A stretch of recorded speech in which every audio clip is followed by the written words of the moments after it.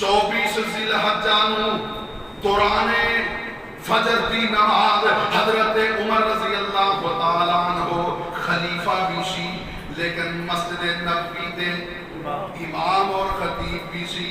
حضرت عمر رضی اللہ تعالی عنہ فجر دی نماز پڑھا رہے ہیں. نماز اجے شروع کی دیئے تے مسجد محراب دے اندر اللہ میرا معاف فرمائے مجوسی ابو لولو فیروز مجوسی جناب چھپ کے بیٹھا ہے.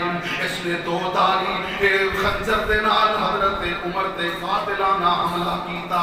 حضرت عمر رضی اللہ تعالی عنہ زخمی ہو جاندے نے اور گر جاندے نے. حضرت عمر نے اپنے پیچھے کھڑے عبد الرحمن بن عوف نو مصلی امامت تے کھڑا کیتا. ہن اے ابو لولو قتل کر کے زخمی کر کے نسنا چاہ رہے آئے لیکن مسلمانہ دی صف بندی اتنی مضبوط ہے کہ انہوں مختلف صفوں دے اندر 13 بندے زخمی کرنے پہ جنہاں جو 7 موقع تے شہید ہو گئے. اللہ اکبر کبیرہ. لیکن اس نے دیکھیا کہ میں ہوں جا نہیں سکتا نس نہیں سکتا. اپنے خنجر دے نال اس نے اپنا بھی گلا کاٹ لیا.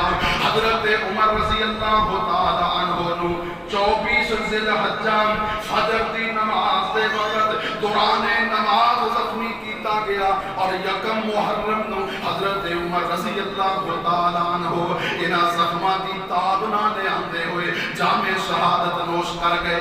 حضرت عمر اکثر دعا کریا کرتے سی اللہم ارزقنی شہادتا فی سبیلک واجعل موتی فی بلد رسولک. اللہ منو شہادت دی موت عطا فرمانا اپنے رستے دے اندر اللہ شہادت دی موت دینا.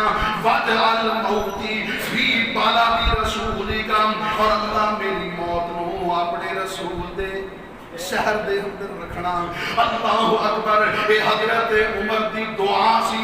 لوگ آندے سی یا تے شہادت ملے گی یا نبی دا شہر ملے گا. اللہ نے میرے حضرت عمر رضی اللہ تعالیٰ عنہ دیاں دونوں دعائیں قبول کر لیاں. شہادت بھی دے دیتی, نبی دا شہر بھی دے دیتا, بلکہ نبی دی مسجد بھی دے دیتی, نبی دا مصلی بھی دے دیتا. حضرت عمر رضی اللہ تعالیٰ عنہ جس دن زخمی ہوئے دوران زخمہ دے اندر اپنے بیٹے عبداللہ نو بھیجیا کہ اماں جی عائشہ رضی اللہ تعالیٰ عنہ دے کولوں اجازت لے دیو. اگر وہ اجازت دین تے مینوں میرے یار ابو بکر اور نبی علیہ الصلوۃ والسلام دے پہلو دے اندر دفن کیتا جائے.